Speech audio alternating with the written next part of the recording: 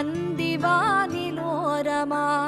ஏங்கி மின்னும் வெண்ணிலா, வெண்ணிலாவில் யாரது கள்ள வெண்முயல்?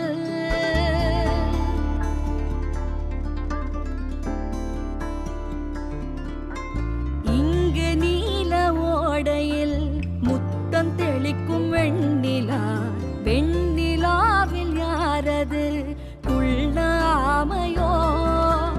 ஆமையதன் நெஞ்சிலே சுமக்கும் வெற்றிலை பெட்டி ஒன்று, யார் கண்ணும் படாமலே பதுங்கும் ஓடத்தின் ஓரம் சென்று, வான நட்சத்திரம் போல் பூட்டொன்று கொண்டந்த மாயப்பெட்டி, பூமியை போட்டிக் கொள்ளும் அளவு வெற்றிலை பற்றும் பெட்டி.